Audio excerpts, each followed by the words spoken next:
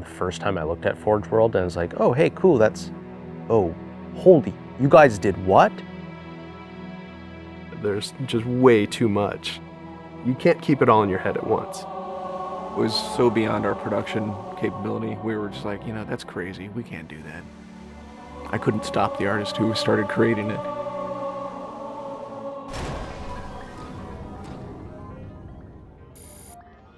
Forge is our editing tool that players can build their own maps. I mean, at its core, it's a map editor. We always had this vision right from the get-go, which is anyone can build anything. Giving the fans the tools, they can take it and run with it and make it their own. Forge World actually started as 5 separate maps. And I said, wouldn't it be cool if you could play this and go over there and then play over there if you wanted? And Forge World was born. There were a lot of people telling us that, no, you cannot ship this as one big map. We have this awesome new automatically generated LOD system called impostering that makes objects that are really far away really cheap to draw. We're pushing what we can do with the Forge budget, so that lets us have many more objects up on the screen at once, which lets us put more objects into Forge. Interesting to take the Banshee or Falcon out for a spin in Forge World. These actually takes a while to get from one into the other. The second you come into this space, you should know that you're on Halo. Our old friend, the Forerunners, come back because the Forerunners create all sorts of cool, interesting pieces of geometry. We wanted to give people a variety of locations that they could forge in a different way. So a gulch, an island, an interior, a very small outdoor pocket, and then the rock, which was kind of based off Ascension. Let's use a lot of interesting parts in it so that people can manipulate it or we can change it. Why don't we bring back Blood Gulch and carve it all up into pieces so that people can start manipulating it in interesting ways. And then Sanctuary was the other one.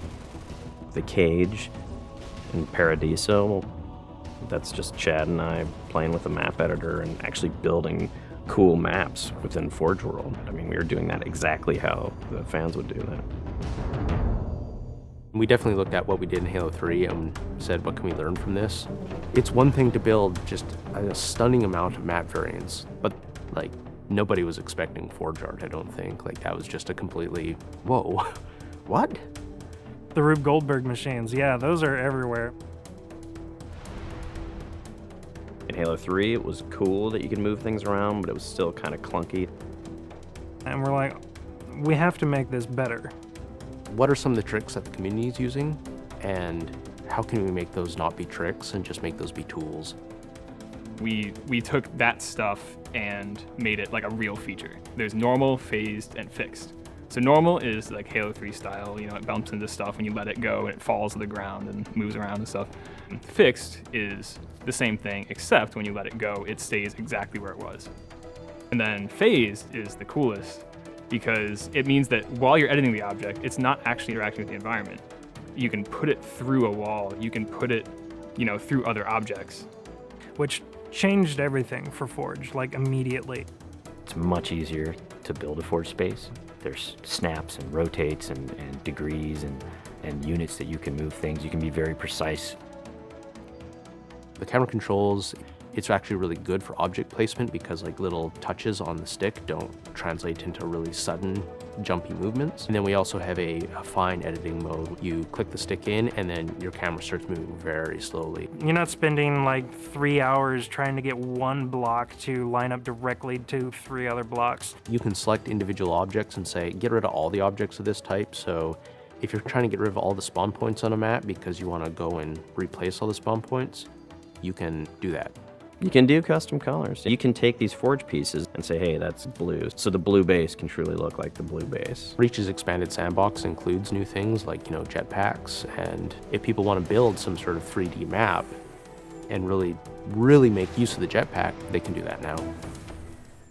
Custom game options and Forge go together like peanut butter and jelly. You're able to do things with game types that people might not even expect. My favorite example is King of the Hill, where the warthog is the hill. I'm super excited to see what people do with it when it goes out, because there's so much crazy stuff in there that's amazing.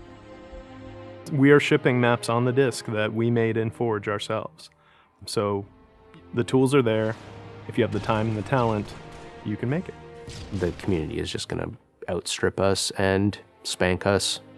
With the new tagging system, you can save a Forge variant, you can post it to your file share, and then you can say, sweet new map. Things that are good are downloaded by a lot of people and passed around to a lot of people, and that makes the really sweet stuff bubble up to the top. I'm looking forward to what the next big community game type is going to be. We realized that Reach was our swan song to Halo, and what better way to do that than to let people do what we've been doing all along, which is creating new cool maps. It's nice to go out with a bang, and this is a pretty big one.